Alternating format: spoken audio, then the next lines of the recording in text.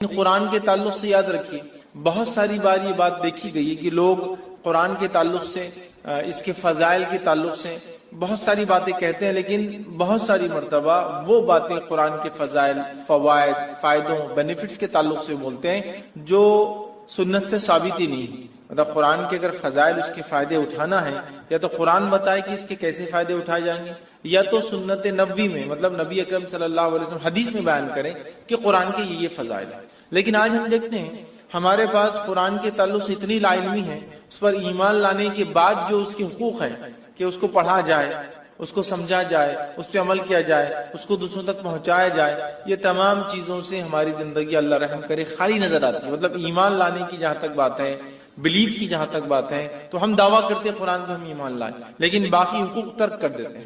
اسی طرح قرآن کے فضائل بھی ہے، ظاہر سی بات ہے، یہ کتاب بہت سارے جو ہے فائدے اپنے ساتھ لاتی ہے۔ اس کی تلاوت کے کئی فائدے ہیں، اتنے سارے کی جو بتائے گئے وہ بھی ہوتے ہیں، جو نہیں بتائے گئے وہ بھی ہمیں انشاءاللہ ملتے ہیں، کچھ دنیا میں ملیں گے، کچھ آخرت میں ملیں گے۔ لیکن قرآن کے تعلق سے کچھ فضائل گھڑ دیے گئے ہیں، لوگوں نے بنا دیے ہیں، لوگوں نے بتا دیے ہیں، عجیب و غریب فضائل مختلف صورتوں کے تعلق سے۔ اور ایسے بھی کچھ فضائل ہیں جو ثابت ہی نہیں، چلیے کچھ ثابت ہے اور اس کو بڑھا دیا لوگوں نے۔ مطلب ایک چیز ثابت ہے کہ قرآن کی یہ صورت کی یہ فضائل ہے، اب لوگ بڑا چڑھا کر بتا رہے ہیں، تو یہ تو سمجھ میں آ رہا ہے کہ کچھ تو ہے، لیکن اس میں لوگوں نے اضافہ کر دیا، ایڈ کر دیا۔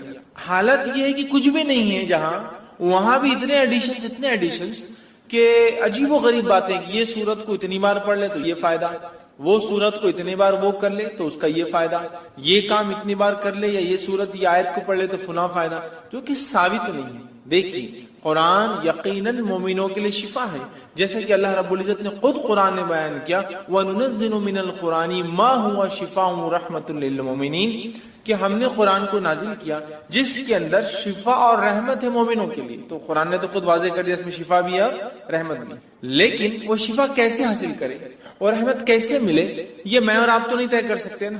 یہ تو جس نے نازل کیا، جس کا کلام ہے اللہ، وہ بتائے، یا جس پر نازل ہوا محمد رسول اللہ صلی اللہ علیہ وسلم، وہ بتائے۔ لیکن ہمارے پاس اتنے فضائل مختلف صورتوں کے ہم نے خود ایجاد کر لیے۔ اچھا، یہ عجیب و غریب بات ہے، جس کے فضائل ثابت ہے وہ غائب ہے، جس کے ثابت نہیں ہے وہ ایسے دھڑلے سے چالو، اسی کو انتہا نہیں۔ اب کوئی یہ سوال کر سکتا ہے، بھائی قرآن تو ہے نا، قرآنی آیت تو ہے نا، قرآن کی سورے ہے نا، تو کیا ہوا پڑھ لیے تو، کیا ہوا گنتی طے کر لیے تو، کیا ہوا فکس تعداد بنا لیے تو، کیا ہوا ایک دن فکس کر لیے تو۔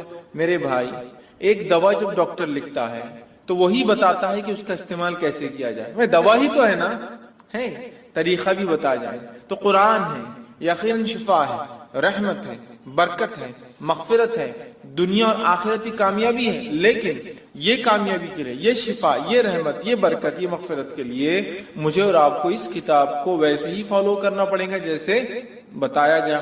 خاص طور سے فضائل کے معاملے میں مسلمان بڑے کمزور نظر آتے ہیں۔ معنی یہ، فضائل کے معاملے میں عمل سب سے زیادہ ہوتا ہے، کمزور کس معنی میں کہ گھڑ لیے گئے ہیں، خود ایجاد کر لیے ہیں، سیلف جو ہم نے بنا لیے ہے کہ بھائی یہ فائدہ ہے قرآن کا، فضائل مطلب فائدہ۔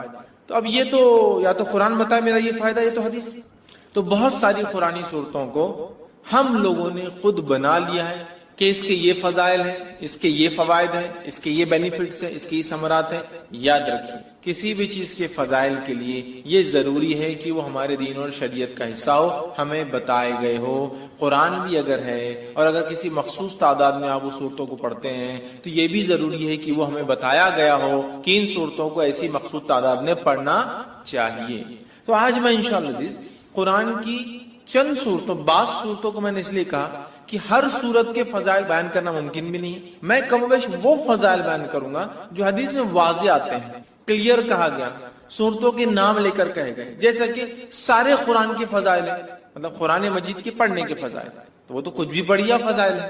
لیکن جہاں ہم بولتے ہیں مخصوص صورتوں کے تعلق سے، تو آج میں آپ کے سامنے قرآن مجید کے بعض صورتوں کے انشاءاللہ فضائل رکھوں گا، اور انشاءاللہ العزیز اللہ تعالیٰ نے موقع دیا تو میں قرآن مجید کی بعض صورتوں کے نہیں، بعض آیتوں کے اور بعض الفاظ کے فائدے بھی اور فضائل بھی انشاءاللہ کبھی آئندہ وقت رکھوں گا۔ تو آج سورتوں کے چیپٹرز کے سوروں کے فضائل دیکھیں گے، پھر کبھی موقع رہا تو اس کی خاص آیتوں کے اور خاص الفاظ کے جو حدیث میں آتے ہیں وہ فضائل بھی کبھی ہم دیکھیں، ٹھیک ہے؟ تو بعض سورتوں کے، کیونکہ ہر کسی کی فضیلت آتی بھی نہیں، اچھا کچھ فضائل آتے ہیں لیکن وہ ضعیف ہے، موضوع ہے، مطلب ایسی حدیثیں ہیں جو نبی اکرم صلی اللہ علیہ وسلم سے ثابت نہیں، یا تو ان میں کوئی کمزوری ہے، ویکنس ہے، یا تو موضوع ہے، من گڑت ہے، لوگوں نے خود بنا کے ڈال دیے کہ اللہ کے رسول صلی اللہ علیہ وسلم نے یہ فرمایا۔ تو ظاہر سی بات ہے ہم ضعیف اور موضوع روایتوں کے یہاں نہیں لے سکتے، تو لہٰذا میں وہ باتیں آپ کے سامنے رکھوں گا جو صحیح اور حسن درجے کی روایتوں سے ثابت ہیں،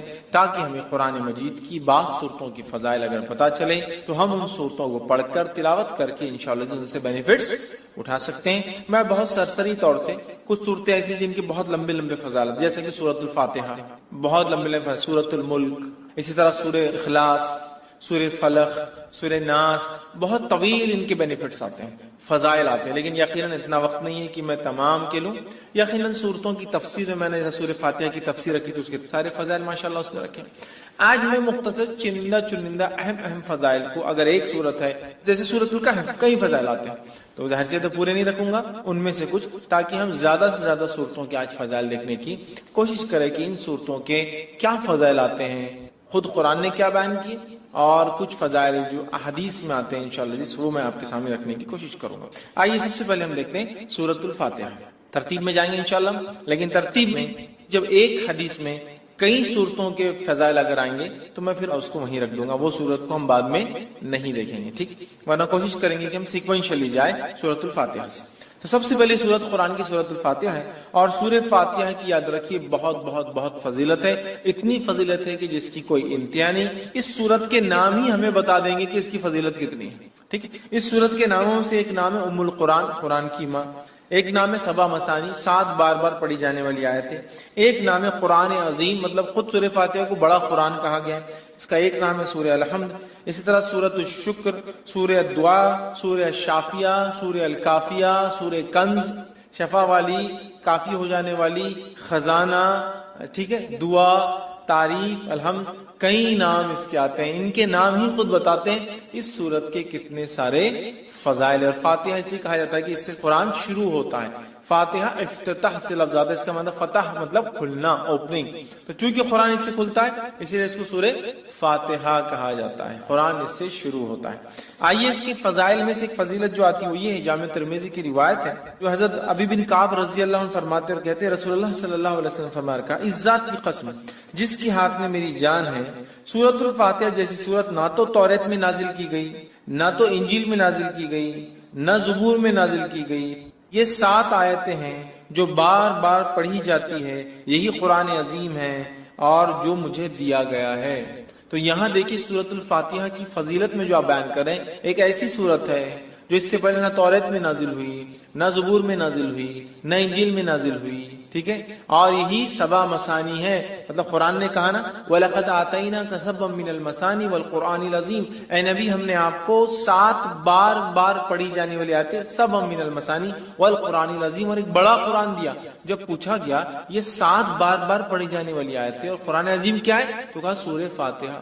سورہ فاتحہ قرآن کہا گیا، قرآن عظیم بڑا قرآن کہا گیا، اسے کتنے فضائل، تو کہا نہ اس سے پہلے یہ توریت میں نازل ہوئی، نہ زبور میں، نہ انجیل میں، کتنی بڑی فضیلت ہے، اور امت محمدیہ کو ہی صرف یہ سورت دی گئی ہے، اس سے پہلے نہیں دی گئی تھی۔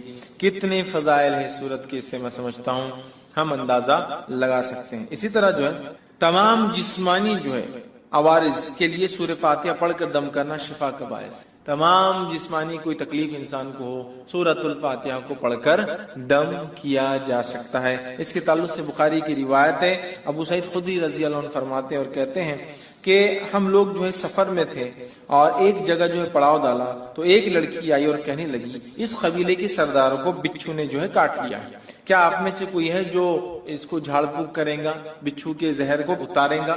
پڑھنے سے، رقیہ کرنے سے، کسی چیز کو دم کرنے سے بچھو کا زہر کیسے اترتا ہے؟ کوئی آدمی سوچ سکتا نا، اور حدیث میں آتا ہے کہ بچھو کا زہر سورہ فاتحہ سے اتارا گیا، ٹھیک ہے، بہرحال میں حدیث رکھتا ہوں پھر اس کی تفصیلات سمجھاتا ہوں۔ تو کوئی ہے جو اس کا علاج کر دے، کوئی دم پھونک کرنے والا ہے. ایک آدمی جو ہے اس کے ساتھ جو چل دیا، مطلب صحابہ میں سے ایک آدمی ان کے ساتھ جو چل دیا، حالانکہ اس نے کبھی نہیں اس کے بارے میں سنا تھا کہ یہ دم کرتا ہے. ٹھیک ہے، جب دم کرنے والا پلٹ کر واپس آیا تو اس سے پوچھا گیا کہ تم دم کرنا جانتے بھی ہو؟ دم سمجھتے ہو؟ پڑھ کر ایسا پھونکنا کہ تھوڑا تھوک اڑے، دم. تو کیا تم جانتے بھی ہو دم کیا ہوتا ہے؟ تم نے کر کے آیا، یا یوں ہی کہہ دیا کہ مجھے دم آتا ہے ویسے چلے گئے اٹھ کر؟ ٹھیک ہے، اس نے کہا نہیں، میں نے تو بس سورہ فاتحہ پڑھی اور پھونک مار دی. ٹھیک، سورہ فاتحہ پڑھی اور پھونک مار دی اور اس کو شفا ہو گئی. اب آپ کوئی سوچ سکتا آدمی کہ بچھو نے کاٹا، زہر ہے، اور آپ پھونکنے کی بات کر رہے ہیں. ٹھیک، تو آج جدید سائنس اس طرف بڑھ چکی ہے کہ لیکوڈز کے اندر خود کی سمجھنے کی صلاحیتیں ہوتی ہیں. معلوم، پانی کے تعلق سے ایک اسٹڈی آئی ہے کہ پانی پہ جب کچھ کلمات پڑھے جاتے ہیں تو پانی اپنے مالیکولز کو ریسٹرکچر کرتا ہے. معلوم، مطلب اس کو جب کچھ پڑھا جاتا ہے، جیسے ایک آدمی بسم اللہ کہہ کر پڑھے گا تو پانی اپنے آپ کو ریسٹرکچر کرے گا.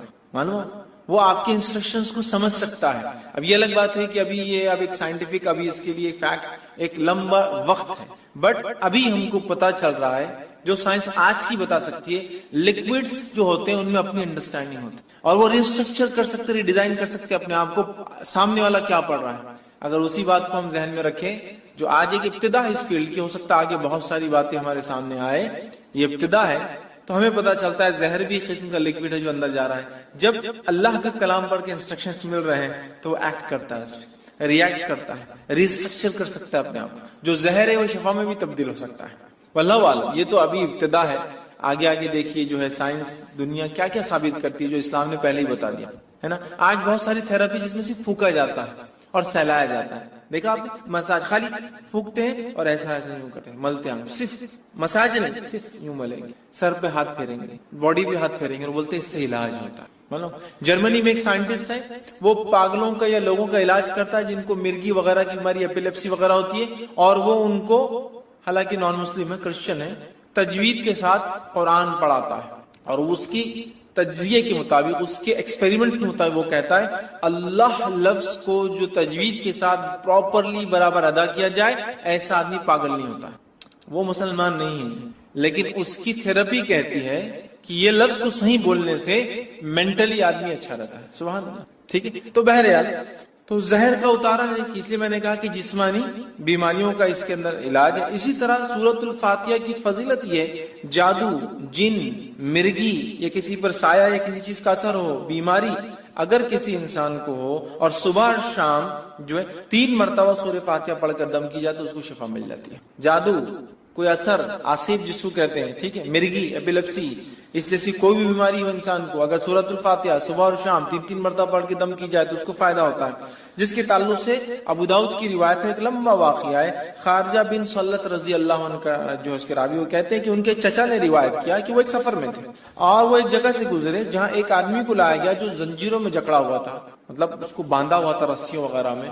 لوگوں نے کہا یہ پاگل ہے اور تم محمد صلی اللہ علیہ وسلم کے ساتھی ہو اور تم محمد صلی اللہ علیہ وسلم کے ساتھ رہے ہو، کچھ ایسا پڑھو کہ اس انسان کو شفا ہو جائے. صحابہ اس کو صبح اور شام 3 مرتبہ سورہ فاتحہ پڑھتے اور اس پر دم کرتے، تھک تھکی لگا تھوکتے کرتے، اور وہ کہتے تھوڑے دن یہ کیا اور اس کے بعد وہ آدمی ایسا فریش ہو گیا جیسے کہ غلام تھا، آزاد کر دیا گیا، ایک دم اچھا ہو گیا، شفایاب ہو گیا. ٹھیک ہے، اور جو ہے روایت بہرحال لمبی، اور بھی بہت ساری باتیں اس میں. ہم کو جو فضائل لینا تھا وہ یہ تھے کہ اس کے پڑھنے سے ذہنی بیماری، پاگل پن، مرگی، جن، سایہ، جو بھی بہرحال بولتے لوگ، نظر بد، سب کا علاج الحمدللہ اس سورت کے. ٹھیک ہے، آئیے دوسرے سورۃ البقرہ. سورۃ البقرہ کی کیا فضیلت ہے اس کے تعلق سے میں سمجھتا ہوں بہت زیادہ بتانے کی ضرورت نہیں. یہ بڑی مشہور معروف سورت ہے، قرآن کی سب سے بڑی سورت ہے. حدیث کے اندر اس کی فضیلت میں جو آتا ہے، جامع ترمذی کی روایت ہے، نبی اکرم صلی اللہ علیہ وسلم فرمایا کہ جس گھر میں سورۃ البقرہ تلاوت ہوتی ہے اس گھر میں شیطان داخل نہیں ہوتا ہے. میں یقیناً حدیث کے کمپلیٹ ورڈنگز نہیں رکھوں گا چونکہ ہمیں کافی صورتوں کی فضیلت دیکھنا ہے، بس سرسری طور سے بیان کرتا جاؤں گا. کوئی دیکھنا چاہے تو تفصیلات دیکھ سکتا ہے. تو جامع ترمذی کی روایت نبی اکرم صلی اللہ علیہ وسلم فرمایا اور کہا کہ جس گھر میں سورۃ البقرہ پڑھی جاتی ہے اس گھر میں شیطان داخل نہیں ہوتا ہے، یاد رکھیے. اسی طرح سورۃ البقرہ کے تعلق سے صحیح مسلم کی روایت میں جو فضائل آتے ہیں وہ کیا سنی. سورۃ البقرہ کی تلاوت اور سماعت جادو کا بہتر علاج ہے. تلاوت اور سننا جادو کا علاج ہے۔ دوسرا، کوئی جادوگر سورۃ البقرہ پہ غالب نہیں آ سکتا۔ تیسرا فائدہ اسے پتہ چلا ہے، اس کی تلاوت کرنے سے گھر میں خیر و برکت آتی ہے۔ چوتھی فضیلت معلوم ہوتی ہے، اس کی تلاوت ترک کرنے سے گھر کی خیر و برکت سے انسان محروم ہو جاتا ہے۔ ٹھیک ہے، پانچواں فائدہ آتا ہے، قیامت کے روز سورہ بقرہ اپنے پڑھنے والوں کے لیے مغفرت کے لیے جھگڑا کرے گا۔ 5 فضائل آتے صحیح مسلم کی روایت میں، ٹھیک ہے۔ اور ابو امامہ باہلی رضی اللہ عنہ اس حدیث کے راوی ہے۔ حدیث کے اندر جو آتا ہے وہ یہ ہے، قرآن پڑھا کرو، وہ قیامت کے روز اپنے پڑھنے والوں کی سفارش کرے گا۔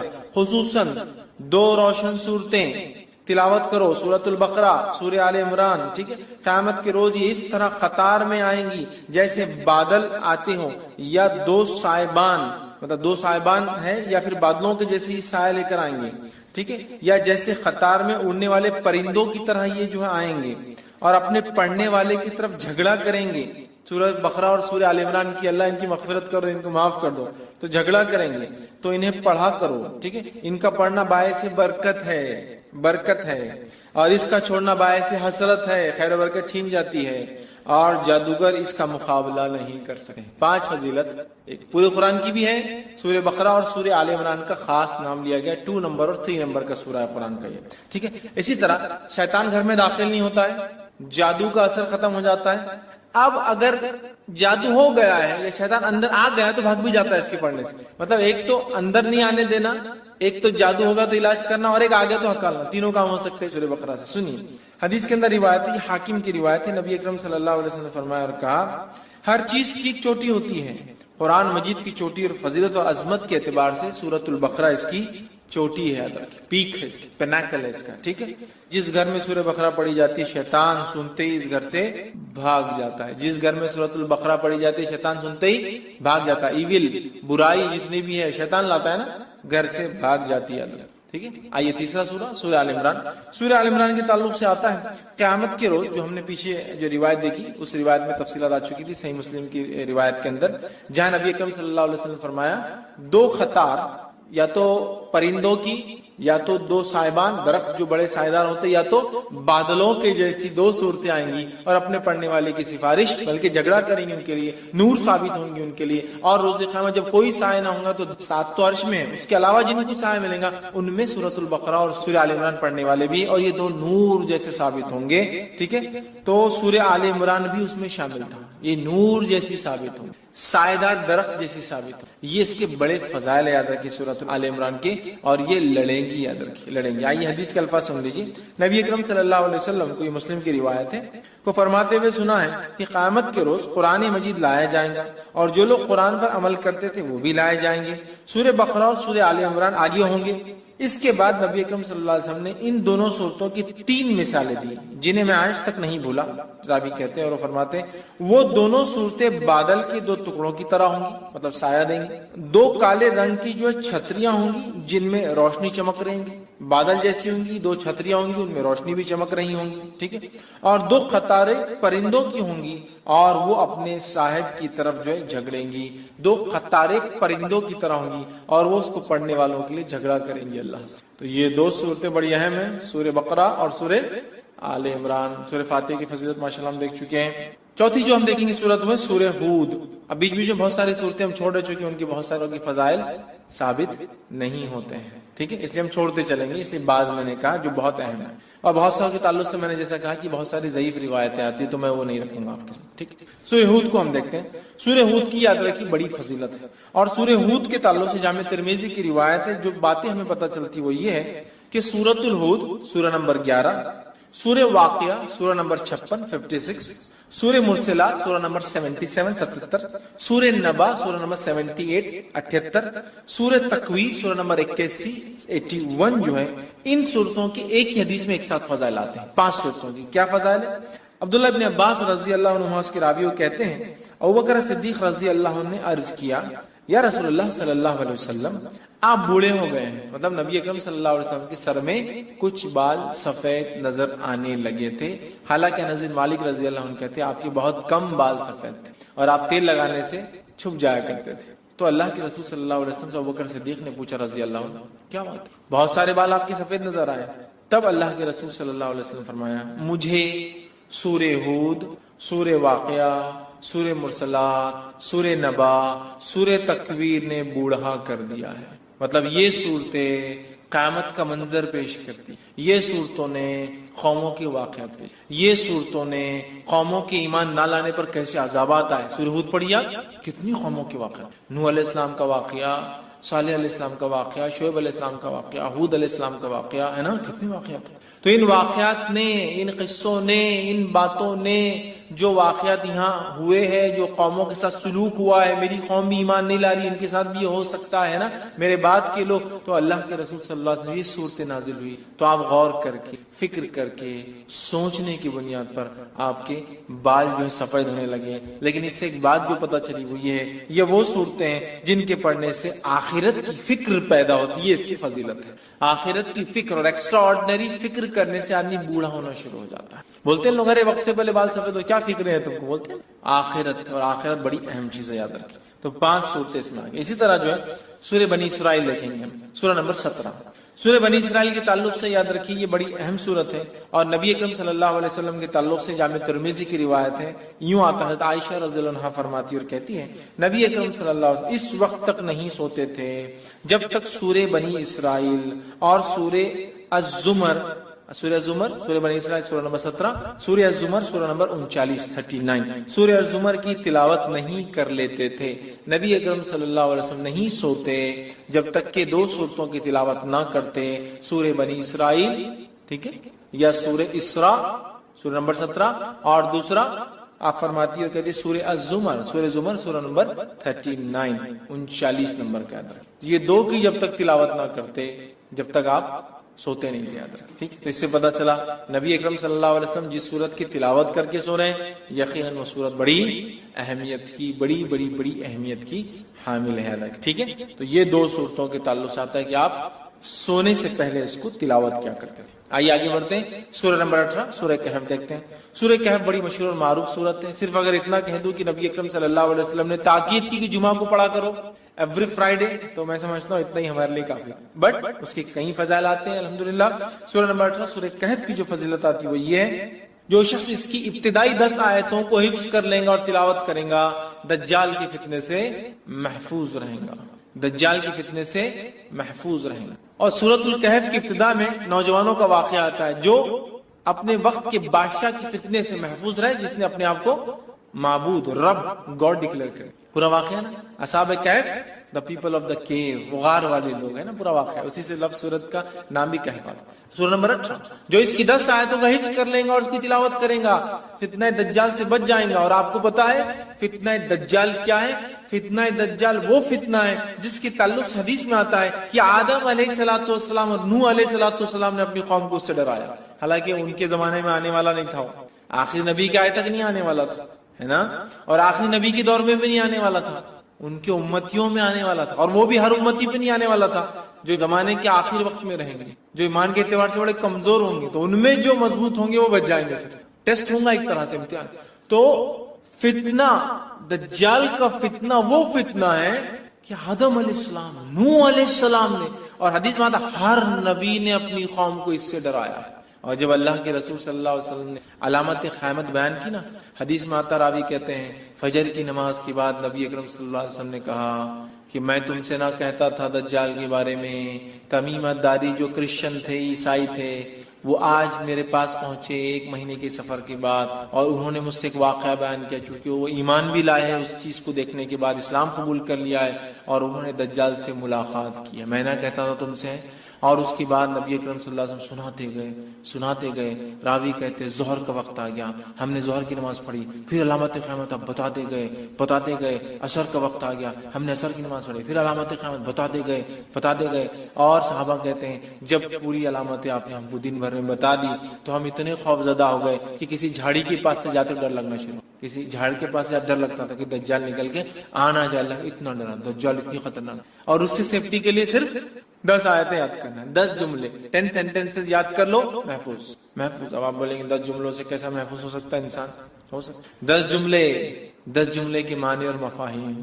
ابھی تو میں کہہ رہا ہوں قیامت تک قرآن اپنے عجیب و غریب معجزے دکھاتا رہے گا. قرآن دیکھیے ہر نبی کو اللہ نے قوم کے پاس بھیجا, قوم ایمان بغیر معجزے کے نہیں لائی, میراکل کے. تو اللہ تعالیٰ نے اب چونکہ نبی نہیں بھیجیں گا تو ایک ایسا معجزہ میراکل قرآن بھیج دیا جو ہر دور میں اپنے آپ کو معجزہ ثابت کر کے رہے گا, ہر ایج میں ثابت کرے گا. نبی اکرم صلی اللہ علیہ وسلم کے زمانے میں عربی اور لغت کا ایج تھا, شاعری کا ایج تھا, قرآن نے ثابت کیا. اس کے بعد کے زمانوں میں فلسفوں کو لوگوں نے آگے کیا, قرآن نے ثابت کیا. آج سائنس اور ٹیکنالوجی قرآن ثابت کرتا ہے, کل کوئی اور دور ہوگا قرآن وہاں بھی اپنے آپ کو. تو اس کی 10 آیتیں سورۃ الکہف کی صحیح مسلم کی روایت ہے. ابو درداء رضی اللہ عنہ فرماتے ہوئے کہتے ہیں رسول اکرم صلی اللہ علیہ وسلم فرمایا جس نے سورہ کہف کی پہلی 10 آیتیں یاد کر لی وہ فتنے دجال سے محفوظ کر لیا گیا. یاد کرو, سمجھو اس کو, اس کے معنی مفہوم پہ غور کرو, فتنے دجال سے انشاءاللہ ہم بچ جائیں گے. ٹھیک ہے. اسی طرح جو ہے سورہ کہف کی آخری 10 آیت تلاوت کرنے والا فتنے دجال سے محفوظ رہے گا. پہلی 10 آیتیں یاد کرنے والا, آخری 10 آیتیں تلاوت کرنے والا محفوظ رہے گا. یاد بھی کر لے, یاد کرنا ہے تو مسئلہ نہیں. اور کچھ علماء لکھتے ہیں ہو سکتا ہے دونوں سے فائدہ, واللہ عالم. چونکہ طبرانی کی روایت میں الفاظ اس طرح سے, ابو سعید خدری رضی اللہ عنہ کہتے ہیں رسول اللہ صلی اللہ علیہ وسلم نے فرمایا جس نے سورۃ الکہف کو اس طرح پڑھی جس طرح نازل ہوئی تو وہ اس کے لیے قیامت کے روز نور ہوں گی. مکہ سے لے کر جس جگہ وہ رہتا وہاں تک کے لیے نور, انڈیا سے وہاں پڑھے تو وہاں تک اتنا بڑا نور رہے گا, جس جگہ سے مکہ تک اتنا بڑا نور اس کے لیے ثابت ہوگا. اور جس نے سورہ کہف کی آخری 10 آیتیں پڑھی فتنے دجال سے اس سے کوئی نقصان نہیں پہنچے گا. تو 10 آیتیں یاد کر لی تو بھی بچ گیا, آخری 10 آیتیں پڑھ لی تو بھی بچ گیا. ٹھیک ہے. اور میں بھی ہو سکتا دونوں بھی اس کا معنی ہو کہ پہلی بھی پڑھ لے 10 بعد کی بھی پڑھ لے, انشاءاللہ انسان محفوظ. اسی طرح جمعہ کی روز سورہ کہف کی تلاوت کرنے والے کے لیے 2 جمعوں کے درمیان ایک روشن نور ہوتا ہے. 2 جمعے کے درمیان روشن نور ہوتا ہے. یہ حاکم اور بیہقی کی روایت ہے. اسی طرح جو ہے سورہ کہف کے بعد سورہ فتح, سورہ فتح یہ قرآن کی 48 نمبر کی سورت 48. ٹھیک ہے. سورہ فتح کے تعلق سے جو ہے آپ صلی اللہ علیہ وسلم فرمایا اور کہا کہ دنیا وما فیہا کی ہر نعمت سے زیادہ یہ سورت مجھے محبوب, دنیا اور اس میں جو کچھ ہے اس سے زیادہ مجھے یہ سورت محبوب ہے, پسندیدہ ہے, میں اس کو چاہتا ہوں. کیوں؟ بخاری کی روایت ہے, ہم جانتے ہیں سورہ فتح نازل ہوئی تھی اس کی ابتدا جب حدیبیہ 6 ہجری کا واقعہ ہے. عمرے کے لیے صحابہ اور اللہ کے رسول صلی اللہ علیہ وسلم گئے, مشرکین نے آنے نہیں دیا. ایک ٹریٹی سائن ہوئی, ایک پیکٹ سائن ہوا, صلح سائن ہوئی, دستخط ہوئی جس کو صلح حدیبیہ کہتے ہیں. اور صحابہ پریشان تھے, دل میں تھوڑے سے ملال کر رہے تھے کہ ہم جنگ لڑتے ان سے, ہم کو آنے نہیں دیتے. اللہ کے رسول صلی اللہ علیہ وسلم لیکن امن کو پسند کیا جنگ کے مقابلے میں. تو اللہ رب العزت نے جب یہ ہو گیا تو اللہ نے فرمایا انا فتحنا لک فتحا مبینا, اے نبی ہم نے آپ کو کامیابی دی, کھلی کامیابی. صحابہ وہ خوش ہو گئے کہ ہم کو تو دنیاوی لگ رہا تھا, ہم تو معاہدہ کر کے پیچھے رہ گئے, قرآن کہہ رہا ہے فتح مبین ہے. تو آپ سے فرما رہے اس سے زیادہ مجھے کوئی صورت پسند نہیں. اس کے تعلق سے ایک طویل لمبا واقعہ ہے. عمر ابن خطاب رضی